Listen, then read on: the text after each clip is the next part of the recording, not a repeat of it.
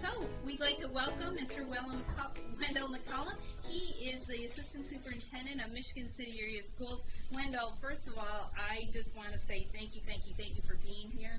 I know you are so busy as any school person is these days. It's been extremely challenging, and we just appreciate you and your whole team and what you've been doing, and I just want to say that. Thank you. Thank you very much, Julianne. And as you pointed out, and as many of you know, it's been a challenging, not just beginning of the school year, which for us started in August, but just going back to March 13th when we made the decision last year to end the school year.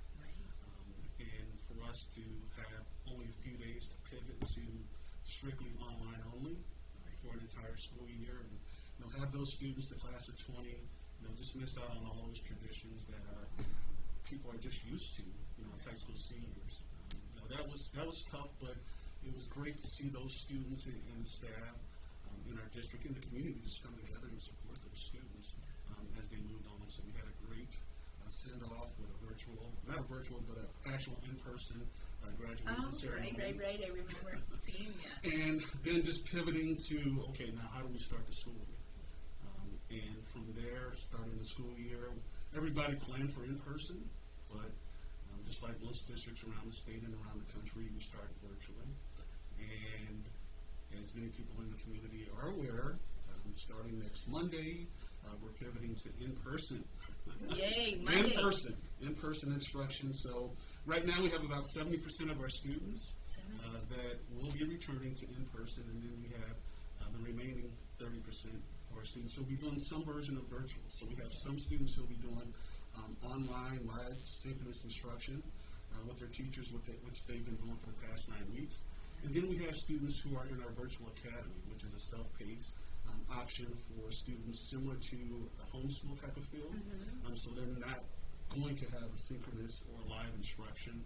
We have a program that we partner with a company called Minimum, and they provide options for our students K to 12.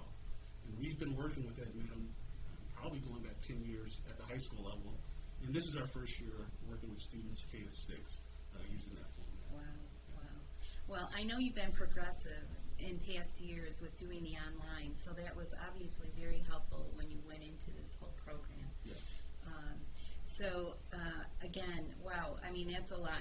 How wonderful that parents have an option to go in person or virtual. Exactly. And last year we saw an opportunity around the state as there were a lot of online charter schools that were not really great. They weren't good. So we had some students in our district who had taken advantage of those online options that left the school system for various reasons. So last year we started our first virtual academy at the high school level. So we were ahead of the curve. So when March came along, I just remember speaking to our online teacher at the time, Mary Champagne. And we're ready to go. Yeah. Isn't that great? Yes, it is. So just having the ability to kind of see that out in advance and just really hit the ground running when we started in March with our online options. Right. And, a thought that comes in my mind, Wendell, is the fact that it's not a perfect world given this school year, for sure. And how should parents, I have my own thoughts on this, but how should parents be okay with the fact that it's not a perfect world? I mean, do you have some parenting tips that, whether you're totally at home, whether you're a hybrid of home and school, whether you're in school, do you have tips for parents? I have 3 daughters, an 8th grader, 7th grader, and a 5th grader who right now are doing in person. And then I have a son who is a senior in college at the University of Arizona, and he's kind of in a hybrid situation where some of his classes are on campus and the other parts are online. And it's a total mind shift because as a parent, we've been taught over the past several years to reduce the amount of screen time, or limit the amount of screen time that our students have. And now it's just full-blown screen time, and you have to be on 5 to 6 hours a day. So in terms of things that I know that my children's mother and I are talking about is, just like a lot of students and a lot of adults, these past 7 months, it's really taking care of your mental health. Just staring into a screen for 6 or 7 hours a day, even though it might be with other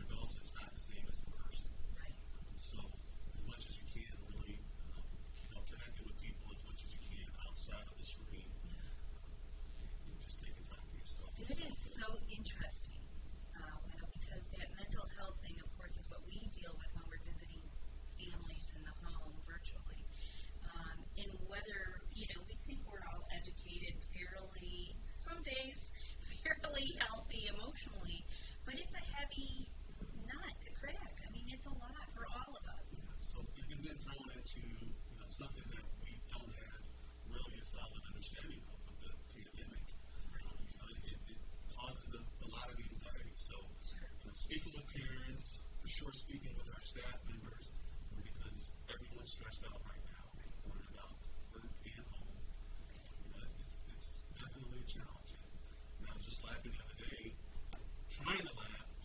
Some, my daughters pointed out, the gray sneaking into my hair and into my beard. I'm like, let's pull up a picture of former President Obama from the first year to second year. Right. There you are. Yes. You're like President Obama. Yes. The gray's coming in. Yes, it's rushing in. It's not gently rolling in. It's rushing in. So. But a sign, as you say, of how we take every day and we're doing it, and God love you for doing it, but it is a heavy weight on all of us.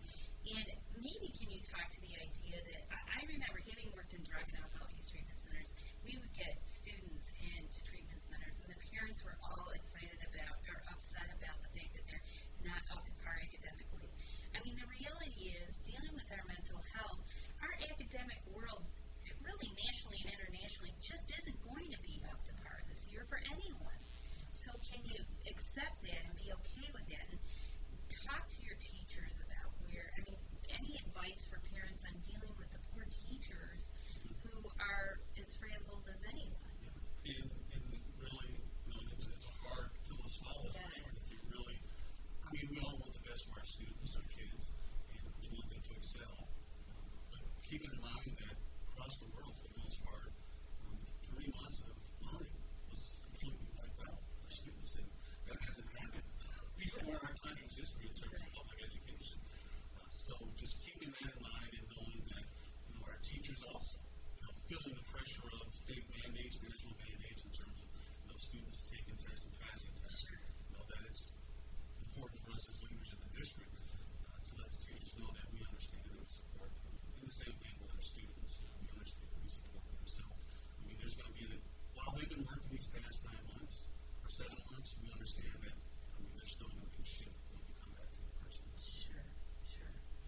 Well, Wendel, thank you. Is there anything else you would like our audience to be aware of the school system?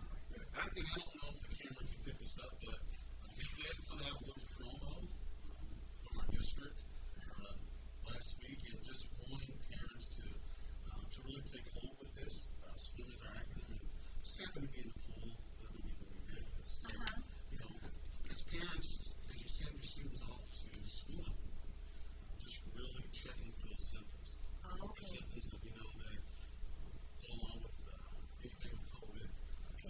Water bottles, so ensuring that students have their own water bottles, and if they don't, to please contact your school's principal so that we can see if we can take care of that situation for them. We don't have water fountains in the traditional sense anymore. We've taken those offline, and now we just have refillable water stations. Immunizations, generally by this time we would have already have put out many information reminders about making sure that students are on their immunization. So we'll make sure when you come back in person, or even if you don't come back in person, that our students are on their immunizations. And then obviously the mask. Sure. So if you haven't been practicing wearing the mask around the house or going out in public and wearing a mask, it's going to be very important that when students return next week, that they're comfortable wearing a mask. Sure. Obviously, a mask that's appropriate, cloth mask. If students don't have masks, the schools will have masks available for students. But I know many people just want to wear them when they don't have many stylish masks. Sure. They've been wearing for the past 7 months. Okay. Great. So make sure we can get, I'll scan that and we'll get that online so people can get the link, Wendel. But again, water bottles, bring water bottles, immunization, make sure you have your mask. Yes, check for symptoms. Check for symptoms, right.